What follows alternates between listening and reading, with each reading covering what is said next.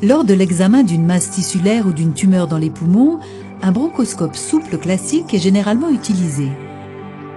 Toutefois, bon nombre de bronchoscopes ne peuvent trouver ni atteindre les tumeurs situées à la périphérie des poumons, où les bronches plus fines ne sont pas assez larges pour permettre le passage d'un scope normal.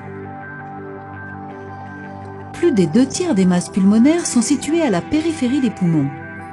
La bronchoscopie par navigation est une technologie qui combine la navigation électromagnétique à l'imagerie TDM 3D en temps réel, permettant aux médecins de biopsier et de traiter des masses dans des régions distantes des poumons.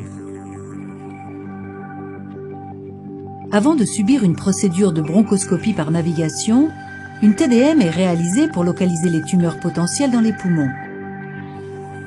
L'examen TDM est ensuite chargé sur un ordinateur et utilisé comme feuille de route virtuelle tridimensionnelle du poumon. Un médecin marque sur la carte virtuelle l'endroit où sont situées les lésions cibles et planifie la route de navigation dans les poumons pour les atteindre. Pour la procédure, le patient est allongé sur un lit électromagnétique de faible fréquence.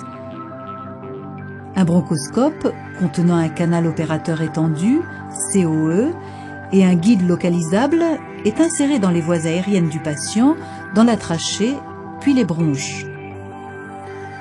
Le lit électromagnétique permet au médecin de visualiser le guide localisable en temps réel sur la carte virtuelle pour guider avec précaution le scope dans les profondeurs du poumon. Le médecin peut contrôler le mouvement et la direction du guide localisable dans son trajet jusqu'aux plus petites bronchioles. Une fois la lésion cible atteinte, le guide localisable est retiré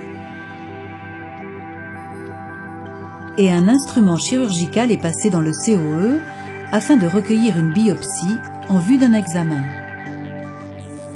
La bronchoscopie par navigation peut également être utilisée en association à une radiothérapie externe, telle que le système tomothérapie, pour traiter les tumeurs périphériques par une forme précise de rayon qui délivre une dose élevée à la tumeur, tout en réduisant l'exposition aux rayons des tissus sains environnants.